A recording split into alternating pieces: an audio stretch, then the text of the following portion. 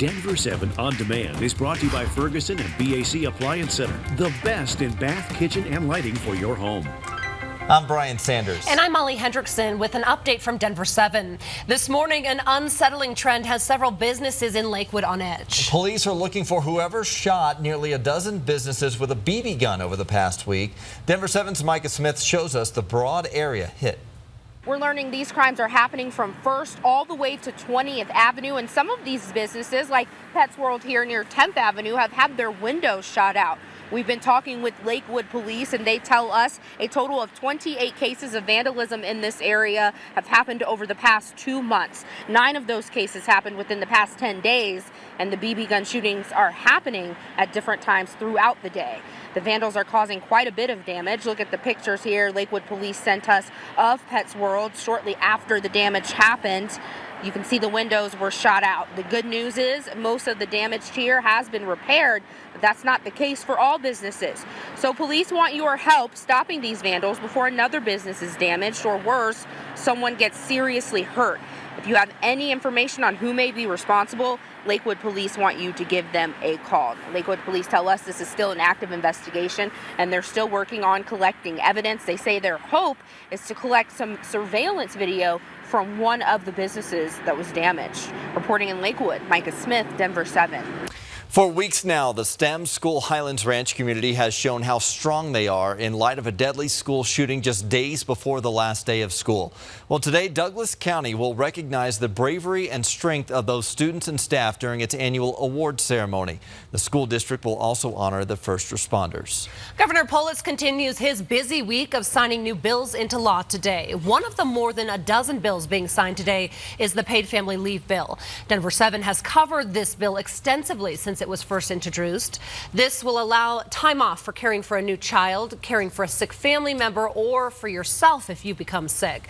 It also includes a new category called Safe Time. This is paid leave for victims of domestic violence. And in addition to the bill signings, Governor Polis will be busy unveiling a new plan to get Colorado to use 100% renewable energy by the year 2040.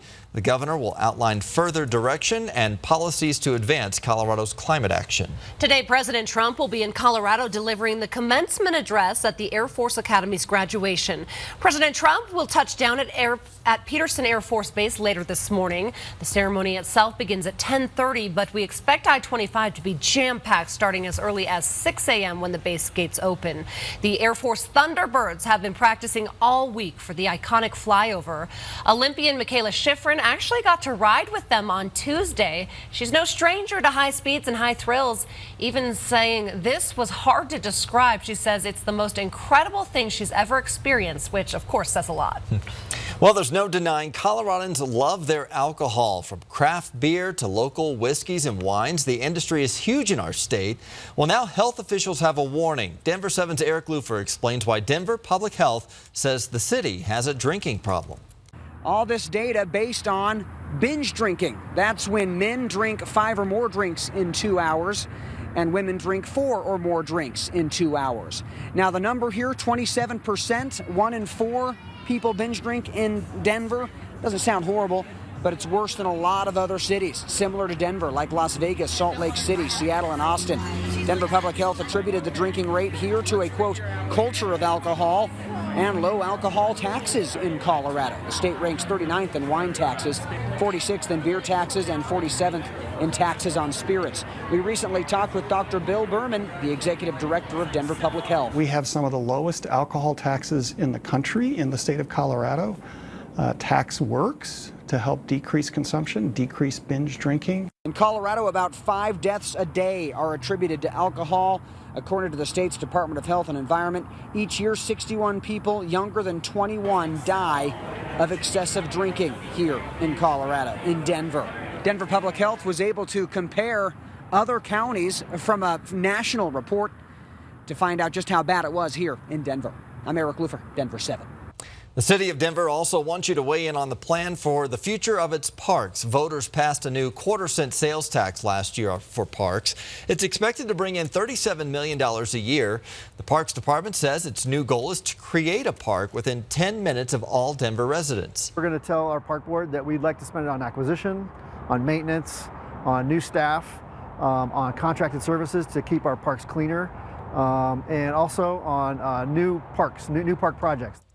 The Parks and Recreation Advisory Board is hosting a public hearing tonight at 5:30 p.m.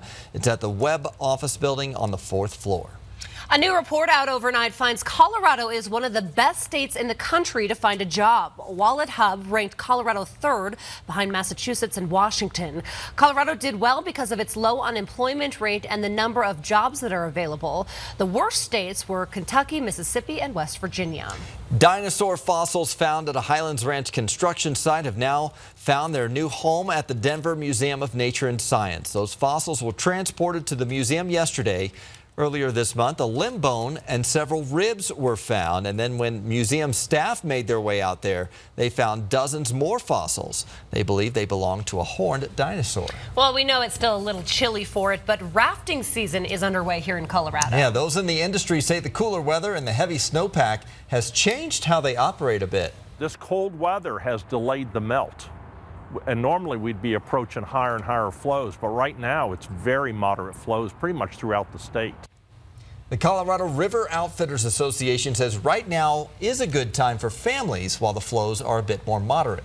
And as the impressive snowpack begins to melt, they expect the intensity to pick up for those thrill seekers. Officials say the late snowmelt could keep rafting season going all the way into September. And also lasting late into the year is the Colorado ski season. A basin will have summer skiing and snowboarding. Their daily operations end June 2nd, but they'll keep the ski area open on the weekends until at least June 23rd. That could be extended even longer. And the latest the ski area stayed open was August 10th back in 1995. Meanwhile, here in the metro, sunny and warmer, Lisa. Yeah, we'll take this. What a nice change. Right now, we're looking at blue skies, a beautiful start to our Thursday morning, and we're going to see a lot more sunshine here as we head into the weekend. It's cool this morning, starting off in the 40s, but we're likely going to get to near 60 degrees by as early as 10 o'clock, still under a mostly sunny sky. This afternoon, a few building clouds in the foothills and mountains, and we'll get one or two of these storms that will roll east. So there is going to be late day today through the early evening, a chance for a few isolated thunderstorms, a little rain, lightning, and thunder, although that risk of severe weather is going to be a lot lower today and into the weekend. Upper 60s, near 70 by this afternoon and early evening. Now, early tomorrow morning, that's 7 o'clock Friday morning, we're going to be at about 50 degrees, and then it's a good 5-7 degrees warmer tomorrow afternoon, with yet again an isolated storm or two, but about 5 degrees warmer than today. So things are finally starting to warm up and feel a lot more like they should this time of year. Today, we're looking at a slight chance for an afternoon storm, and the Rockies game, first pitch is at 1:10.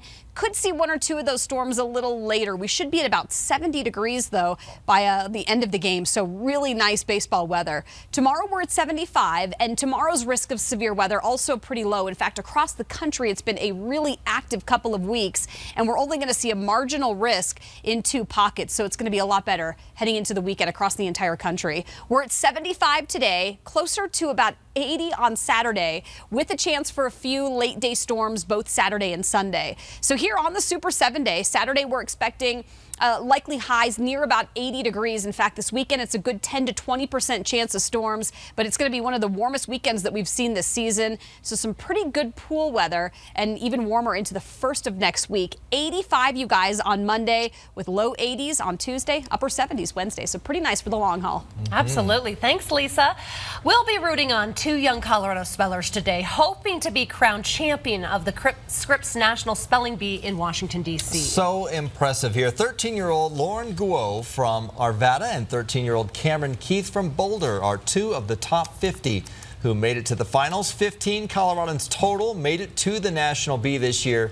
The finals, though, start today at 8 a.m. on ESPN2. The championship round is at 6:30 tonight. So we know these kids are spelling really hard words, but a seemingly easy word is apparently tripping a lot of us up here in Colorado. Wouldn't trip them up, though. Google put together a look at the top words each state searches on how to spell. And in Colorado, apparently, favorite is a tough word to spell. Who knew? And in other states, too. We're not alone. Thanks for watching this Denver 7 Now update. Check back here later tonight for another update and download the free Denver 7 app for breaking news and alerts. Have a great day.